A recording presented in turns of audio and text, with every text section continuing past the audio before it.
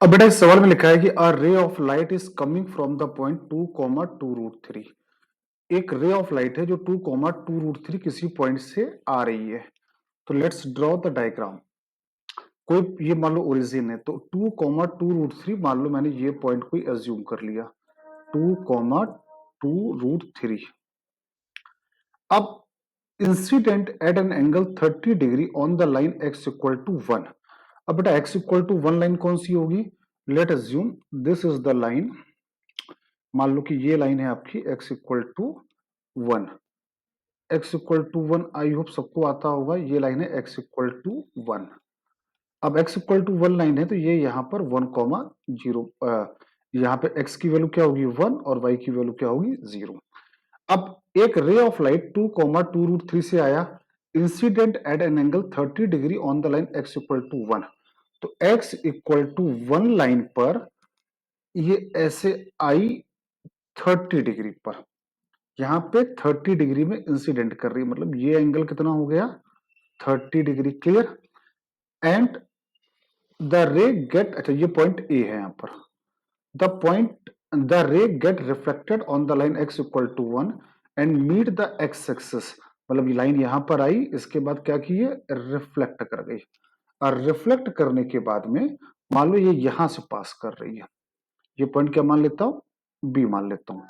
अब x axis को ये यहां पे मीट की एट पॉइंट बी, तो लाइन ए बी की हमसे इक्वेशन पूछी गई है। आई होप क्लियर है सारे बच्चों को। ये क्या पूछा गया? लाइन ए बी की इक्वेशन। अब इस सवाल को लगाने के दो तरीके हो सकते हैं। तो या तो मैं आपको एक पहले तरीके से बताऊं, देखो पहले पहले मैं आपको एक्सप्लेन करता हूं मेथड 1। देखो मेथड 1 अगर आप देखो यहां पर, तो ये इसका नॉर्मल हो जाएगा। क्या हो जाएगा? नॉर्मल ऐसे आ जाएगा, और ये नॉर्मल क्या होगा पैरेलल टू एक्स एक्सिस। तो ऑब्वियस सी बात है, फिर ये एंगल कितना आ जाएगा? दिस विल बी 60 डिग्री, क्योंकि ये नॉर्मल है। एक्स इक्वल टू 1 लाइन पर ये नॉर्मल आ गया, तो ये एंगल हो गया 60। मतलब मैं अगर बोलूं कि लाइन एपी की स्लोप कितनी है, तो आप तुरंत बोलोगे सर चूंकि ये एक्स एक्सिस के साथ 60 डिग्री एंगल बना रहा है, तो आंसर आ गया 1060, मतलब √3 आ गया। एपी की स्लोप आ गई √3। आई होप क्लियर है सारे बच्चों को। अब पॉइंट ए क्या होगा? तो पॉइंट ए का एक्स कोऑर्डिनेट तो कंफर्म है कि 1 होगा। वाई कोऑर्डिनेट पता नहीं है, वाई कोऑर्डिनेट मान लेता हूं बीटा। क्योंकि पॉइंट ए का अगर मैं बात करूं तो एक्स कोऑर्डिनेट कितना होगा 1, और वाई कोऑर्डिनेट हमने क्या एज्यूम कर लिया बीटा। तो अगर मैं बात करूं तो हमको पॉइंट ए पता है, पॉइंट पी पता है, तो एपी लाइन की स्लोप दोबारा निकाली जा सकती है, बिल्कुल निकाली जा सकती है। कहां से? y2 minus y1 upon x2 minus x1। तो y2 माइनस y1 कितना हो जाएगा 2√3 माइनस बीटा अपॉन 2 - 1। ये क्या आ गई एपी की स्लोप, और एपी की स्लोप हम लोग ऊपर पहले भी डिस्कस कर चुके हैं। तो दोनों इक्वल होंगे, इनको इक्वल कर दो, तो पॉइंट, तो यहाँ पे बीटा की वैल्यू निकल के आ जाएगी। तो क्या आया 2√3 माइनस बीटा बराबर √3। तो बीटा बराबर कितना आ गया √3 आ गया। मतलब पॉइंट ए के कोऑर्डिनेट आ गए। पॉइंट ए का कोऑर्डिनेट कितना आया बेटा 1, √3।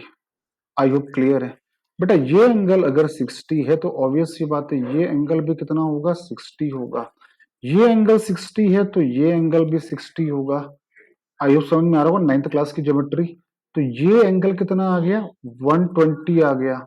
अब ये एंगल 120 आ गया, तो ये एंगल 120 आ गया, तो ए बी लाइन की स्लोप लिख सकते हैं। Slope of line A B, slope क्या होगी 1060 होगी, सॉरी 10 120 होगी।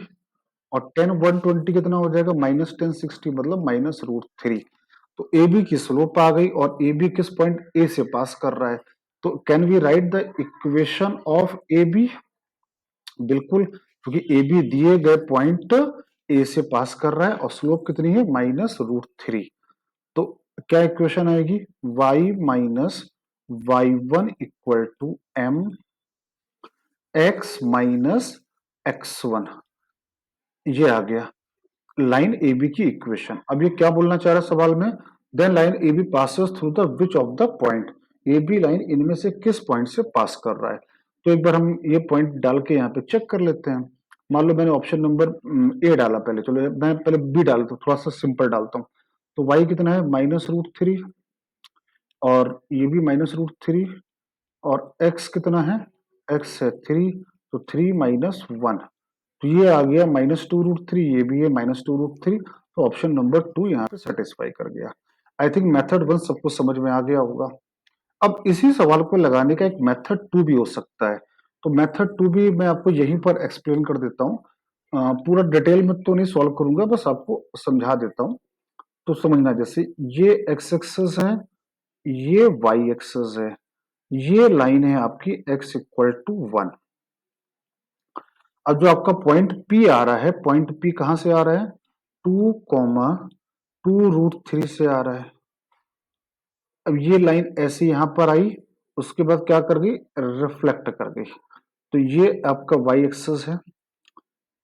I hope clear. और ये लाइन क्या है, x इक्वल टू 1 है। अब ये एंगल क्वेश्चन में गिवन है, दिस इज 30 डिग्री, तो ऑब्वियस सी बात है ये एंगल भी कितना होगा, 30 होगा। ये 90 है, तो ये भी कितना आ गया, 60 आ गया, तो ये कितना आ गया, 120 डिग्री आ गया। क्लियर सर को। तो इस लाइन ए बी की स्लोप तो आ गई, स्लोप ऑफ ए बी कितना आ गया बच्चा लोग, 120, मतलब -√3 जो पहले भी निकाल के आए हैं। अब हमने पहले वाले मेथड 1 में पॉइंट ए फाइंड आउट किया था। अब यहाँ पे पॉइंट ए फाइंड आउट करने की बजाय क्या फाइंड आउट करें, इस पॉइंट P का लाइन x इक्वल टू 1 के अबाउट मिरर इमेज फाइंड कर लें।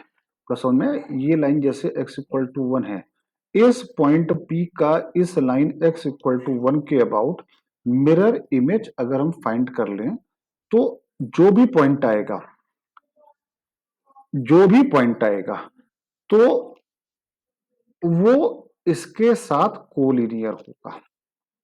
अब देखो जैसे ये एंगल 30 है, ये एंगल कितना है, तो ये 30 है, तो ये भी 30 आएगा। अब इस पॉइंट P का अगर हम मिरर इमेज निकालेंगे x इक्वल टू 1 के अबाउट, तो ये पॉइंट जो y एक्सिस में आ रहा है, इसके कोऑर्डिनेट आ जाएंगे 0,2√3, करेक्ट, और that is collinear with the line A B. तो हमको ये पॉइंट ये पता है और इसकी स्लोप पता है, तो इक्वेशन ऑफ ए बी क्या हो जाएगा, y minus y1 equal to m कितना है -√3, x माइनस x1 है 0। अब ये पॉइंट कौन सा आंसर आया था, 3 कोमा -√3 आया था, तो यहाँ डाला -√3 -2√3 और यहाँ भी डालोगे 3√3, सेटिस्फाई कर गया, तो आंसर क्या आ गया, 3 कोमा -√3, जो दिए गए ऑप्शन में ऑप्शन नंबर 2 सेटिस्फाई कर रहा था। तो यहाँ पे बेसिकली हमने मिरर इमेज निकाल ली और उस वाले सवाल में पॉइंट ए निकाल के किया था। आई थिंक मिरर इमेज निकालना सारे बच्चों को डिटेल में आता होगा, उसका फॉर्मूला भी याद होगा।